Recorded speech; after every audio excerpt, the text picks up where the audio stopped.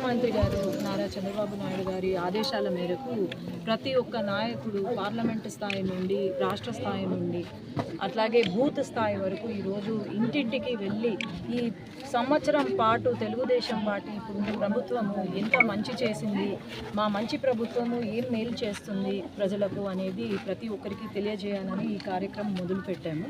ఈ కార్యక్రమం ఈరోజు దామగట్ల గ్రామంలో మొదలుపెట్టాను. దామగట్ల అనే గ్రామము వైసీపీ హయాంలో బాగా మెజారిటీ వచ్చిన గ్రామం ఇది.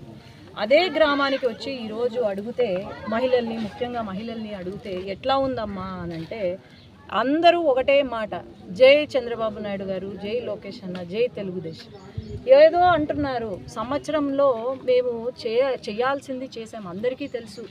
ఆనాడు పెన్షన్లు పెంచుతానని చెప్పి 250 రూపాయలు పెన్షన్లు పెంచాడు. కానీ ఈరోజు మాత్రము 4000 రూపాయలు చేసి, అట్లాగే వికలాంగులకు కానీ లేదంటే పూర్తి హ్యాండిక్యాప్డ్ అయితే కనుక 10,000, 15,000 ఈరోజు ఇస్తున్నారు.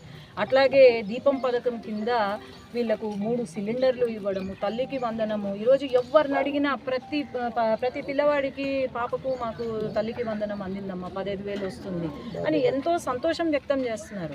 వైసీపీ నాయకులు ప్రెస్ మీట్లు పెడుతున్నారు, అక్కడ ఏదేదో మాట్లాడుతున్నారు. అసలు కనీసం మీకు ప్రజల్లో ఏంటి, తెలుగుదేశం ప్రభుత్వం పైన ఎట్లా ఉంది ప్రజలకు అనేది మీరు తెలుసుకుంటున్నారా? మామూలుగా ఆడ పైన ఉండి ప్రెస్ మీట్లు పెట్టడం కాదు. ఒకడు అంటాడు ఏదో ఊపిరి పీల్చడం అంట, వదలడం అంట. నాయన మీరందరూ వైసీపీ నాయకులు ఊపిరి పీల్చుకోండి, వదలద్దు. 4 సంవత్సరాల తర్వాత మీరు ఉంటే, బాగానే ఉంటే, కాళ్ళు అన్నీ బాగా ఉంటే మీరు అప్పుడు మళ్ళీ ఊపిరి పీల్చుకొని మాతో పాటు పోటీకి రండి అని నేను అంటున్నా. ఎందుకంటే ఇప్పుడు అభివృద్ధి దిశగా వెళ్తున్నాము. ఎందుకు చేయలేకపోయినారు? 5 సంవత్సరాలు ఏమీ చేయలేదు మీరు. అట్లాంటప్పుడు 5 సంవత్సరాలు చేయని వాళ్ళు ఈ సంవత్సర కాలంలో అభివృద్ధి, సంక్షేమం అందుతూ ఉంటే మరి ఎందుకు వీళ్ళు అప్పుడు మాట్లాడింది ఇప్పుడు ఎందుకు మాట్లాడుతున్నారు? మీరు ఈరోజు తిరగాలి అంటే 5 సంవత్సరాలు ఏం చేసినారో చెప్పి తిరగండి, అంతేగాని రౌడీ రాజకీయాలు చేయొద్దు.